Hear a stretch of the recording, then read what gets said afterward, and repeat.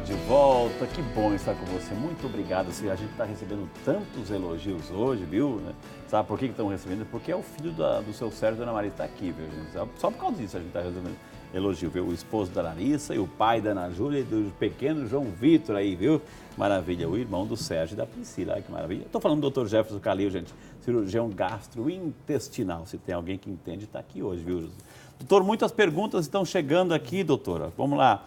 O nosso amigo Lauro Domingos Postal, de Campinas. Obrigado, seu Lauro, Deus abençoe. Olha só o que ele disse. Parabenizo o programa pelo tema escolhido. O programa está maravilhoso, né? E ele pergunta, doutor, a água, essas famosas águas magnetizadas que está na moda, aí, qualquer canal está oferecendo aí, enfim, ela é benéfica? Até que ponto, está perguntando o seu Lauro, doutor? Seu Lauro, boa noite. A pergunta é muito pertinente, foi muito boa. Ela entra naquela questão da água magnetizada, água alcalina, que são assuntos controversos, né? Porque nós sabemos assim... Não tem uma resposta ainda definida. Exatamente, não tem uma resposta consolidada, né? Entendi. Tem alguns estudos mostrando, mas são coisas iniciais. Então, antes da gente consagrar, né? Isso que a gente falou aqui, são coisas consagradas, né? Que já foram provadas por diversos grupos. Então, são coisas iniciais. Pode ser benéfico? Pode. A gente não pode nem dizer sim nem não, seria um pouco injusto, eu acho que seria injusto. Dizer que funciona ou que não funciona, tem benefício ou não tem benefício. Mas eu acho que, às vezes, depositar o tratamento, né? Eu acho que a gente tem que, no tratamento que a gente sabe que funciona, e pode sim associar essas coisas que não teriam problema. As pessoas sempre perguntam, posso fazer um tratamento fitoterápico, posso fazer um tratamento alternativo? Pode, contanto que ele não te traga um prejuízo, né? Pode ser que funcione, né? Não tem. A nossa amiga Valéria Aparecida Leite, aqui de Campinas, obrigado, dona Valéria, Deus abençoe a senhora, obrigado pelo carinho de estar conosco. Ela pergunta se refluxo provoca rouquidão, doutor. Né? Valéria, boa noite. Pergunta excelente. A rouquidão, ela entra nos sintomas atípicos do refluxo. O que é isso? Tem os sintomas típicos, queimação no meio do peito, sentir o alimento voltar para cima, e os sintomas atípicos, que pode ser asma, crise de asma, rouquidão, sensação de bola na faringe, que é o globo faríngeo, tosse. Tosse é muito comum, vem muito investigar. Doutor, vim aqui porque não sinto nada, mas eu tenho tosse há muito tempo e não sei. E vai investigar o refluxo, que é uma causa. Doutor, pigarro também pode ser um... Pigarro, fica aquela raspando a garganta. Exatamente, sintoma de refluxo. Então, tudo isso, porque na verdade, qual é o mecanismo? Ele machuca, ele agride, e a inervação do esôfago, ela é uma inervação comum, a garganta e o pulmão. Então, ela pode dar esses sintomas, tanto no pulmão, na garganta.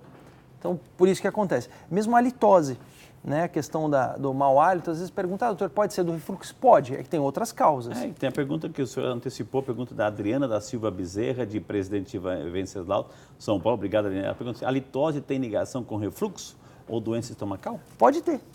Pode ter. Tem outras causas para a halitose, o mau hálito, né? A gente não só atribui a isso, mas é uma coisa a ser investigada, sim. Entendi. A Terezinha Cardoso, de Godói, de Campinas, aqui pertinho da gente. Obrigado, dona Terezinha. Por favor, pode falar sobre esofagite? Meu pai tinha e tenho também. Como tratar esofagite? Ou seja, mastigou, vai para o esôfago antes de entrar no estômago. Então, essa esofagite aí, doutor. Terezinha, boa noite. Excelente pergunta. A esofagite ela é uma complicação da doença do refluxo. O que é isso? O alimento está voltando ácido e está machucando a mucosa do esôfago. Então é tão importante esse refluxo que ele está agredindo. A gente faz uma classificação de esofagite, da mais leve, que é a não erosiva, que não machuca a mucosa, até as formas erosivas. E a gente classifica A, B, C e D, conforme a gravidade, e tem até um grau mais grave, que é o Barrett, quando a célula se transforma para se adaptar ao ácido. Aí é uma síndrome? Como é que é a gente chama de epitélio de Barrett. Entendi. Essa é uma lesão que merece um cuidado e um acompanhamento de perto, que é uma lesão que pode virar câncer. Não significa que vai ter, mas é uma lesão que merece um acompanhamento. Um sinal amarelo aí, doutor. Exatamente. Eu quero aproveitar, já que a audiência está fantástica aqui, graças a Deus, quero aproveitar e agradecer o Raimundo, né, Raimundo Bezerra, de Chapadão dos Ouros, Minas Gerais, é isso, né? Não, Conceição dos Ouros, Minas Gerais. Ele acabou de ligar para a gente, ficou sócio, viu? Nossa, muito obrigado, que Deus abençoe. Agora faz parte da família aqui. E a Priscila, né? A Priscila também de Piracicaba, ligou para a gente aí, está pedindo oração, ficou sócio também. Muito obrigado, sim, por fazerem parte agora desta nossa família. Que Deus abençoe, viu? Doutor, a Larissa Beatriz de Carvalho Silva, né? De Paulínia, né? São Paulo. Obrigado, Larissa. Ela pergunta se o café provoca gastrite. Olha só a resposta, Larissa. Gastrite não, refluxo sim. Todo mundo queria ouvir, né? Gastrite não. Gastrite não. Refluxo sim. O café ele é ácido, então quando ele cai, lógico, também tomar 2 litros de café por dia, né? Ou muito quente, mas um cafezinho não tem problema. É que você não conhece a minha mãe, a dona Nadia está acompanhando, ela gosta de um cafezinho. Não tem problema. Para o refluxo sim, que ele relaxa a válvula, mas para dispepsia, gastrite Entendi. não. O doutor, a Francisca Terezinha de Melo Junqueira Vaz, São Paulo, capital. Obrigado, dona Francisca. Ela gostaria de saber se o limão, né, agride o estômago, pois tomo 2 limões por dia, né? Ela pergunta aqui se ele agride o estômago, o limãozinho, doutor, que também é ácido. Os cítricos são um pouquinho controversos, se agride ou se não agride. Tem alguns pacientes que quando comem sentem que os sintomas pioram. Outros não mudam nada. O entendimento nosso do cítrico é o seguinte, ele é ácido. Então, se eu estou dando um ácido para um ambiente ácido e tem essa regulação a partir do pH, o que acontece? Se eu estou dando ácido, o estômago não produz, ele segura um pouquinho o ácido. Entendi. Então, assim, não que seja ruim, falar o limão vai agredir, não. Lógico, eu tomo limão, sinto dor de estômago, não vai tomar limão. Mas assim, eu não sinto nada. Tem algum problema? Não. Porque o nosso estômago, ele regula esse pH. Se eu estou dando ácido, ele dá uma segurada. O senhor está falando de pH, doutor, assim, o pH está mais famoso que o estômago. pH. O que é esse pH, pelo amor de Deus, doutor? O pH é o quanto de ácido tem no estômago. É o sigla de um pHe? O coeficiente de hidrogênio, o quanto de ácido. Tá. Então, abaixo de 7, ele é ácido, acima de 7, ele é alcalino. É uma base. Então, o estômago trabalha num pH ácido. O intestino já não pH alcalino. Então ele inverte isso. Então tem a mucosa preparada. O que significa isso traduzindo assim? Isso é uma sobremesa? Não? O que é? Alcalino, ácido, o que é?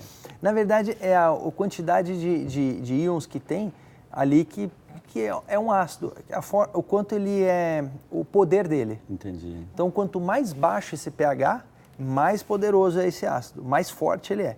Quanto mais próximo de 7, neutro. Não tem poder nenhum, e acima de 7, ele tem um efeito de base. Ele já não tem mais esse efeito de ácido, é um outro efeito, efeito oposto. Então... Mas o estômago, ele regula nessa agressividade, então ele mantém dentro de um parâmetro normal. O que baixa o pH, o que sobe o pH? É tudo que você falou de limão e chocolate, essas coisas, exatamente. Do café? Os ácidos, em geral, os cítricos, eles abaixam o pH, mas tem essa regulação, então não tem problema. Entendi. O leite... Esses remédios que a gente compra e toma tal, eles aumentam o pH, mas existe um efeito rebote. Se baixam, ele fica mais poderoso, é isso? Exato, né? Ele fica mais potente. Entendo. A Maria Gorete Melo, de Natal, Rio Grande do Norte, obrigado, Ana Maria, que Deus abençoe. Ela sofre de refluxo, lanzoprazol e domperidona, doutora, assim. Cerca de mais de 10 anos e ainda continua sofrendo de refluxo e secreção. O que deve fazer, nossa Maria? O senhor entendeu a pergunta aqui da Maria Gorete, doutor?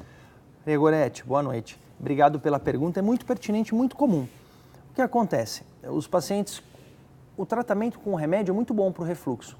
Ela usa 2 tipos de remédio, o inibidor de ácido, que é o lanzoprazol, e a domperidona, que a gente chama de procinético, que são os remédios que aumentam a força dessa válvula. Entendi. E ajudam a empurrar a comida para baixo, esvazia o estômago mais rápido. Então a associação dos dois tem um efeito muito bom. O problema é que os pacientes tomam o remédio e não mudam os hábitos. É mais fácil você tomar remédio e não mudar hábito. Só que você não cura, a doença continua ali.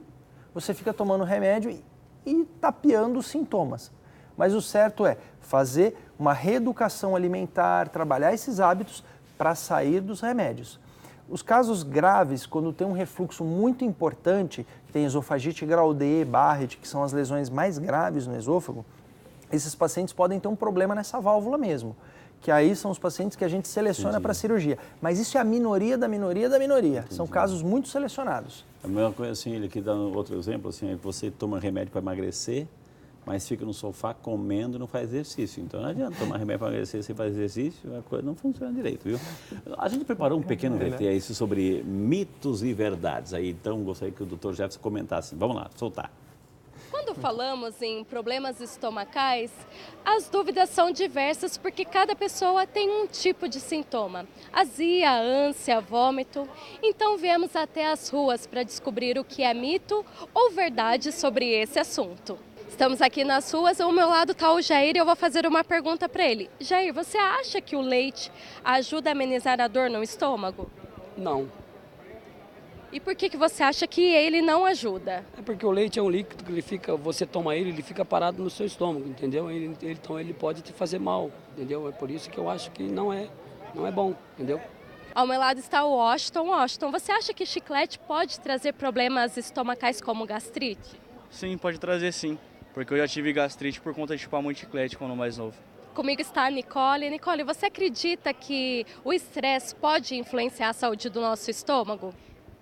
Eu acredito que sim, porque geralmente quando a gente fica bem estressado, resolve comer bastante, né? E sempre besteira. Eu acho que isso pode prejudicar, sim, na saúde.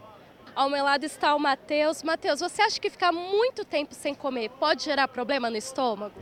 Eu acho que pode, pelo fato, pode dar muita dor de cabeça, seu corpo ficar muito fraco. Já aconteceu comigo também e eu acho que é verídico. Ao meu lado está a Bianca. Bianca, você acredita que problemas estomacais podem ser hereditários? Sim, Por quê? porque é genético, né? E aí, doutora, se fosse para avaliar, ganharam 10 ou não? 8. 8. Quase acertaram tudo. O que está ali, doutora? Ali? O leite é uma coisa que na hora ele ameniza, mas ele dá esse efeito rebote na gastrina. Então ele vai produzir mais ácido, ele vai dar dor. Quem não sente nada, o leite é controverso. Então quem não sente nada pode tomar. Fala, doutor, eu tenho sintomas. Tenho que parar com o leite? Veja você. Se para você o leite piora, tira. Não, o leite para mim não muda nada. Pode continuar tomando. Mas tomar o leite para melhorar a dor de estômago, isso é complicado, porque vai dar o efeito rebote. A gente viu ali, doutor, eu não tinha feito essa pergunta ainda, mas assim, existe o fator hereditário nisso tudo, doutor? Tem duas coisinhas. Geralmente as famílias têm o mesmo hábito. Então, primeira coisa, todo mundo come igual. Então vem o pai, vem a mãe e vem os filhos na consulta. Porque todo mundo come a mesma comida, come com gordura, come daquele jeito, condimentada, toma refrigerante. Então os hábitos na casa são os mesmos. Mas tem um componente hereditário sim, um componente genético, que aumenta a predisposição à sensibilidade gástrica, à hipergastrinemia. Então tem sim um componente na fisiologia do estômago, que aumenta, e tem a questão dos hábitos da família. Entendi. Geralmente, quando a gente fala em doença, que se não for um assunto específico para a infância e adolescência, a gente associa a doença com a fase adulta, né? É assim que a gente trabalha na nossa cabeça. Uma criança pode ter problemas estomacais, pode ser gastrite, pode ter úlcera, pode ter tudo isso aí, doutor? Pode. É muito comum, no consultório tem vindo bastante. Olha só. Tem bastante crianças com refluxo e dispepsia. O refluxo, ele é fisiológico até o primeiro ano de vida. A válvula ainda não está bem formada, então é comum que os bebezinhos regurgitem, tudo, é esperado. Com 1 ano, melhora. Mas depois, quando começa a comer e tudo mais, pode sim, e é comum, porque vem com os hábitos da família. Entendi. Então a criança toma refrigerante, come bastante, come alimento gorduroso, às vezes come condimentado, come um monte de líquido junto com a comida. É aquelas bobagens que está aquela dispensa, aquelas bolachinhas, aqueles salgadinhos, aquelas coisinhas todas, aquela fritura toda, isso tudo provoca também, né? Provoca tanto dispepsia quanto refluxo. Gente, quantas informações valiosíssimas hoje. Eu quero terminar esse bloco aqui mostrando, gente, aqui, ó, além do, né, o relógio das 24 horas da paixão, tem um livro aqui, ó, né, para quem que eu mostro aqui? Para você, aqui, tá aqui, isso bem no meio, 24 horas da paixão, que tem um relógio também aqui, 24 horas, que você abre aqui, ó, é bonitinho e tem assim as horas do dia aí, né? E aí você tem as orações, umas frases bonitas assim. Tá aqui no Shopping Católico, tá aqui para você ligar agora e adquirir o seu, acompanhar inclusive esse período de Páscoa que a gente está vivendo aí, né? De Quaresma, 24 horas da paixão. Então, mais uma dica aí de leitura nesse tempo de graça, tempo de Quaresma. Vamos chamar o intervalo, né, gente? Depois temos muito mais aqui. Vamos chamar o intervalo, muita informação para você. E é claro, aquele momento especial que eu quero rezar com você e por você. Não sai daí, a gente volta.